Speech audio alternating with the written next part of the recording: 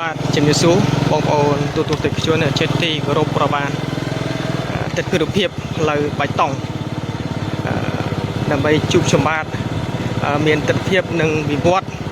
យ៉ាងណានៅផ្លូវបៃតងខាងទឹកដីភូមិប្រាសាទស្រុកបំបែកខេត្តព្រៃវែងដែលជាគម្រោងរបស់មូលនិធិភូមិប្រាសាទក្រោមការយកចិត្តទុកដាក់របស់លោកលំផេងមេគុំប្រាសាទដែលជាកញ្ចប់រាជរដ្ឋាភិបាលទម្លាក់ក្នុងការអភិវឌ្ឍក្នុងមូលដ្ឋានហើយទិដ្ឋភាពនេះនៅព្រឹកថ្ងៃទី11កក្កដា2026ដើម្បីជួបជុំបាទមានទិដ្ឋភាពនិងវិវត្តការងារបងជាងកំពុងតែចាក់ធ្វើផ្លូវបៃតងទិដ្ឋភាពក៏ដូចបាត់ចាក់ដីលុបជើងក្រោមហើយខ្លះហើយនៅខ្លះមានតិច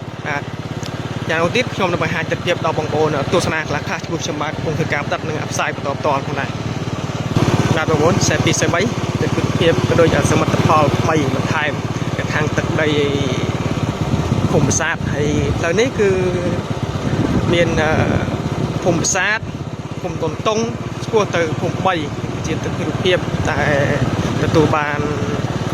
1000ម៉ែត្រជាងនេះគឺជាទិដ្ឋភាពរូបភាពដែលខ្ញុំបាទគង់ធ្វើការផ្ដិតនិងបង្ហាញទិដ្ឋភាពចាច់ជូនបងប្អូនទស្សនាខ្លះបាទបងប្អូនហើយផ្លូវនេះពីផ្សារភ្ជាប់ពីផ្លូវជាតិលេខ313មកដល់386នេះគឺជាទិដ្ឋភាពផ្លូវបងប្អូនដែលខ្ញុំបាទគង់ធ្វើការផ្ដិតនិងផ្សាយបន្តផ្ទាល់នេះព្រឹកថ្ងៃទី11កក្កដា2026បងប្អូននេះគឺជាទិដ្ឋភាពដែលខ្ញុំបាទគង់ធ្វើការផ្ដិតនិងផ្សាយបន្តផ្ទាល់ចាច់ជូនបងប្អូនទស្សនាខ្លះនៅទិដ្ឋភាពហើយបងជាងក៏កំពុងតែពមៀញឹកក្នុងការចងដៃក៏ដូចកំពុងតែបំពេញបន្ថែមការងារដែលចាក់បៃតងផងដែរ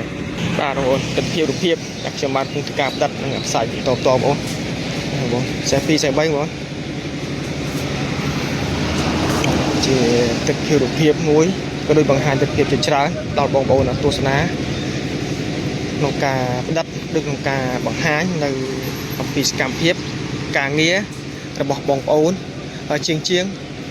កំពុងតែចាក់បៃតងផ្លូវ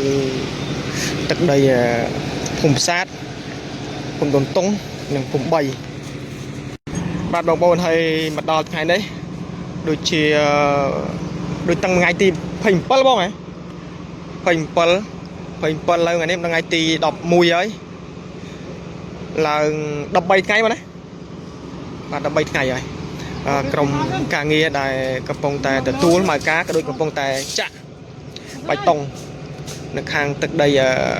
ភូមិប្រាសាទឃុំប្រាសាទស្រុកកំពង់ត្បែកខេត្តព្រៃវែងហើយទិដ្ឋភាពនោះលោកពូឆែមក្រុមរក្សាឃុំជំនួសមុខក៏ដូចតំណាងលោកលំផេងក្នុងការចុះផ្ដិតតាមដាន